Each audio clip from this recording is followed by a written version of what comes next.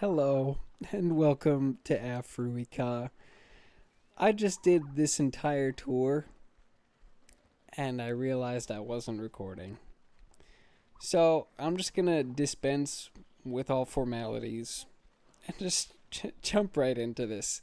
Uh, I have mostly 90% completed the Predators of the Savannah section with the aforementioned Predators of the Savannah.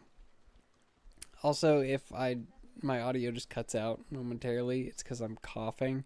I don't know why I'm coughing. I don't really feel sick or anything. I'm just coughing. It's kind of dumb. But anyways, first up on this little section, well, I guess for context, it's right down the road past the island section. And then you get to the predator section, and there's the actual big savanna over there, which is far from complete. Has gone through many iterations. But this right here, first up on this section, we have the Cheetah Habitat, which I've already shown. I've already shown all the habitats in the channel. But I made small adjustments to this here and there. So I wanted to get away from the more generic round mud hut with thatch roof look. I wanted to make this more of like a more modern African village type of vibe. This is what you would see in a village where they have access to manufactured products like bricks and corrugated metal. They can make buildings like this. And oh yeah, I feel like there's still obviously the mud huts around, but I wanted to add more of this to I guess show a little bit more of African architecture than just the generic mud hut stuff. So yeah, there's the whole habitat. Very long so that the cheetahs have long runways. And then I think we might have just missed. No, I think yeah, we did just miss the cheetah using the enrichment stuff. But yeah, we got this little hut here with the education stuff, so you can get right up close to the animals because obviously that is ideal. You want to be able to get up close to the animals. And I used one-way glass like everywhere in the zoo. I don't know how realistic that is, but I like doing it for the animals' privacy. I also actually have fences going around the entire habitats now so that the guests don't just jump in. And then moving on, you have this little fence here, which is the first look into the African wild dog habitat. I wanted to keep this nice and open so that you could see them if they come up and walk past here, but they never do. So that's unfortunate. Even though I put the blood scent marker up here, they just never come over here. But it is what it is. So then we go around and we can look at,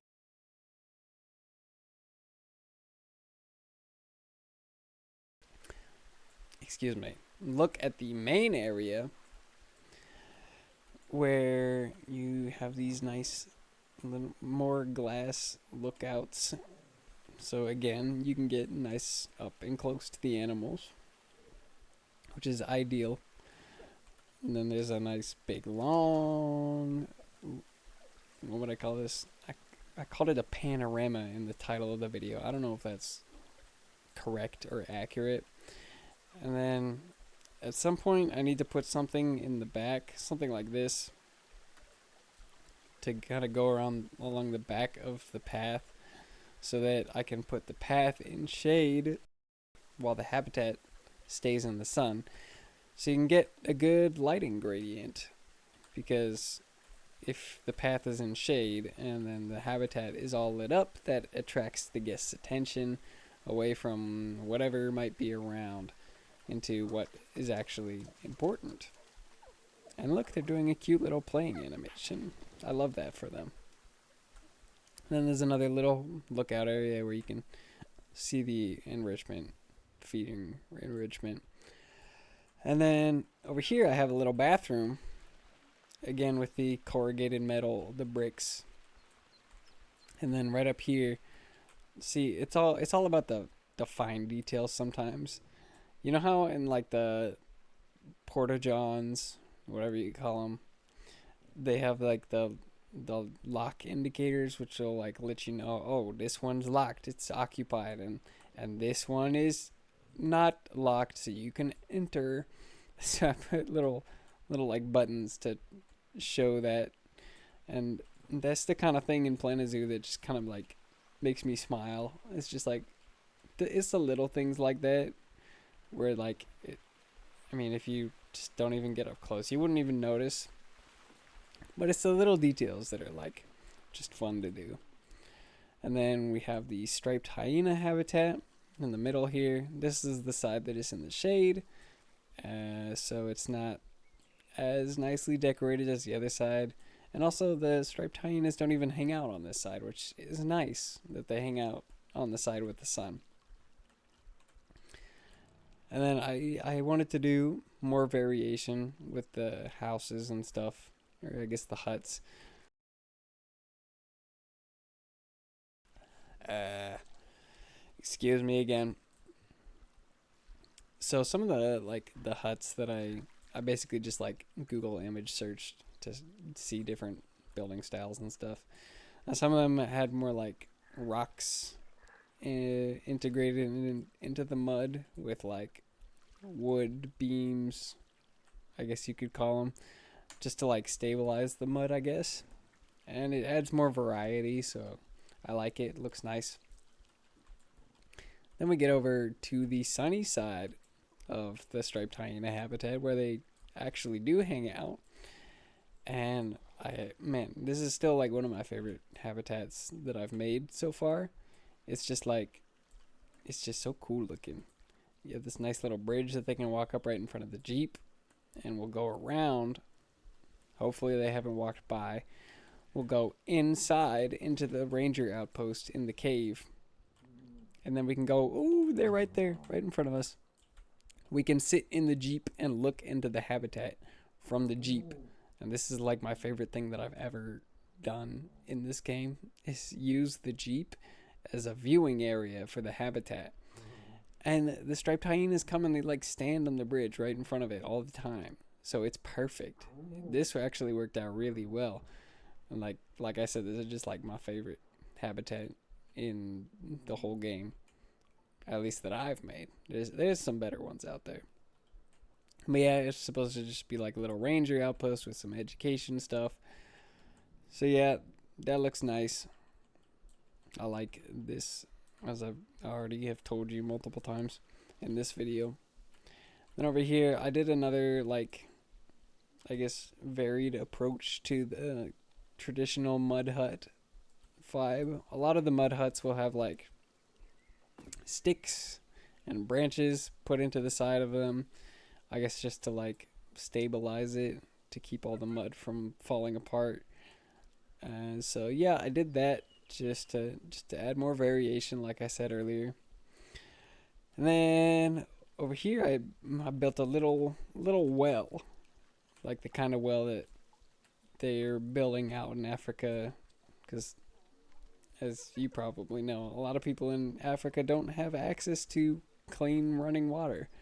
And so people have gone out there and like installed wells and things to try and help the people of Africa out, which is cool. So I thought I would do a little more educational stuff here as well. And there's going to be more stuff that I haven't put in, but I will put in at a later date. Like I said, it's not 100% done. One thing that I haven't done, which I'm not looking forward to, is the custom curbing. I'm going to do it at some point, but it's just not going to be very fun. But over here I made these little granaries. They're based off of just like a Google image search that I found them. And I was like, hey, those look cool. They're like these little like basket hut looking things that are like standing elevated on all these sticks and stuff. So I really liked the way they looked and I wanted to add them. And if I had a nickel for every time I had built something based off of an African granary in this zoo, I would have 2 nickels, which is not a lot, but it's weird that it happened twice. And then if we turn around, we get a nice look into the hyena habitat, which I guess we should probably approach from this side. I made these little like minecart things for a wallaby habitat, which used to exist, which does not exist anymore because I decided this was only going to be for African animals. And I just repurposed them and slapped them over here because I thought they looked good. So you can go into the hyena hole, which I guess is kind of based on a mine, I guess. And again, you can look right into the habitat, and they come over here and they sleep all the time. And they all sleep in facing the same direction, which looks a little funky, but it is what it is, I guess. Planet Zoo does Planet Zoo things. And then, yeah, we can come around the corner and we get a look into the main habitat, which is a very funny, very peculiar, very impractical. That was quite the voice crack. Very impractical habitat.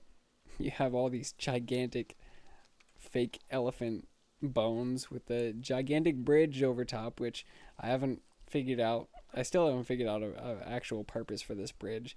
It's just here to, again, add lighting gradient so that you're not staring directly into the sun when you're looking into the habitat. You actually have shade. But the shade isn't obstructing any of the view into the habitat, even from far away, which was the whole point of putting something up there. Again, very impractical habitat, but I like it. So then we have the last habitat, which is in the video I just barely made a little while ago. We have the Amur leopard habitat. Of course, Amur leopards, because those are the ones that are commonly held in zoos. There's hardly any African leopards, at least not in the U.S. I don't know about outside of the U.S. But yeah, this habitat, it also has a fence in front of it now, which it did not have before. I was going to put like a rock wall behind the habitat, but then like in the evening, the rock wall would just like cast shade over the whole habitat. So I don't know what I'm going to put as the backdrop just yet. But, you know, this here leopard has been sitting here for some time. Hang on. Yeah, it's dehydrated because it has not moved from this spot. It might be stuck. I'm just noticing this now. Every time I come over here, it's just sat in the same spot. I guess it's stuck, which unfortunate for it, I guess. I'll fix that later. But yeah, really fun habitat. I liked making this one. It's very, very interesting and dynamic with all the like waterfalls and the rocky gorge, and yeah, I just like this habitat a lot. And then if we zoom out, I'm dying. I need to go to sleep so I can be functional at work tomorrow. Yeah, if we zoom out, we can get a look at this whole section. You have the cheetah habitat at the bottom here. Or at the left, you have the spotted hyenas. On the right, we have the painted dogs. In the middle, we have striped hyenas. And the back is the leopard habitat. And that's the whole section. 90% complete. We are getting the Oceania pack tomorrow, which is hype. And I feel like some of those pieces will come in handy for this section, so it's probably good that I didn't even finish yet. Last time I did a tour, I had just barely hit 100 subscribers, and I'm doing another tour not very long after, and we're at over 180 at this point, which is really exciting, and I'm really happy about that and the channel growth so far. Yeah, so if you have subscribed already, thank you. If you haven't subscribed and you like what you see, you want to see more, go ahead and subscribe. But that's all for now. I'll see you in the next one. Bye.